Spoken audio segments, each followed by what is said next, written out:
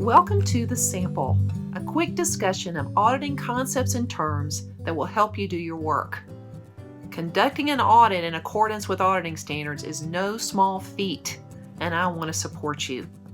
We'll be referring to the GAO, IIA, and AICPA literature to bolster our conversations. Let's get started.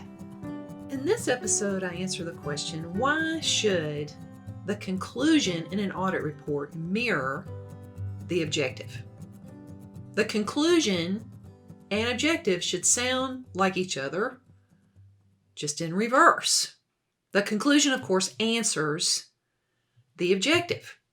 Consider this paragraph that performance auditors put into their audit reports if they're following Yellowbook standards. Second sentence. Those standards require that we plan and perform the audit to obtain evidence as a basis for our findings and conclusions based on our objectives. So we have two deliverables at the end of an audit: the conclusion against our objective and findings.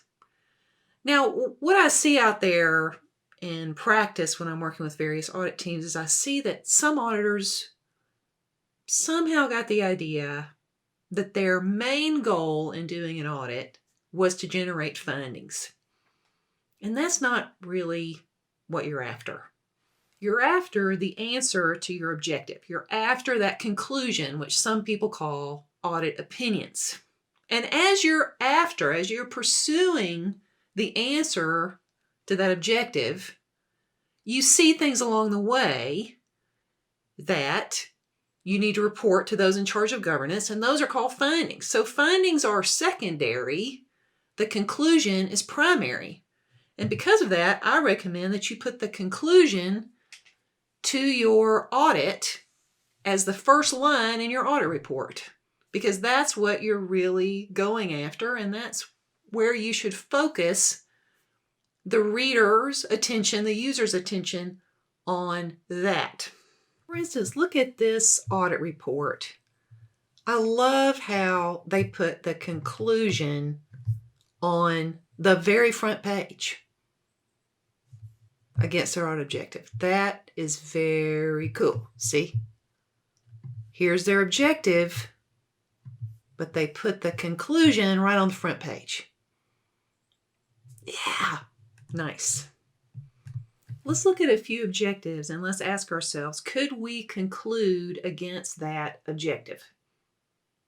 All right, so this one, I'm going to say, yeah, we could conclude, and see how that mirrors and looks and sounds pretty much exactly the same. Nice. Okay. Would you be comfortable concluding on this one?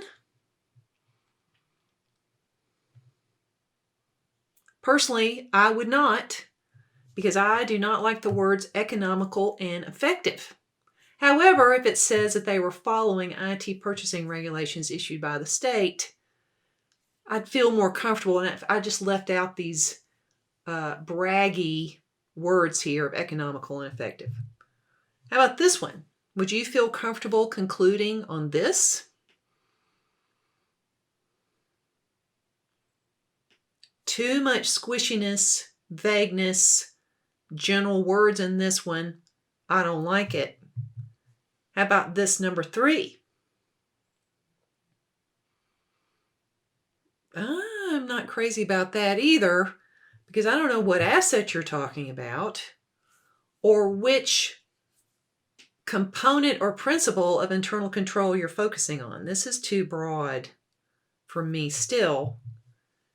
This one, the last one, is something I feel like I could conclude on. I'm kind of digging it. Although, medical equipment's a little bit a broad term. Maybe we need to get more specific about the controls in place, maybe some criteria. But this is, I feel like I could conclude the cancer clinic is not protecting medical equipment from theft. Okay. So, of course, this is a super short video, If you want to learn more about why those objectives weren't so great, I recommend a short video that's available on my website called How to Tackle a Challenging Audit Objective. And that wraps it up for another episode of The Sample. True to the nature of a sample, we didn't talk about everything, so you've probably got questions. Write to me at Leita@Yellowbook-CPE.com, and I'll do my best to fill in the blanks. Thanks for playing.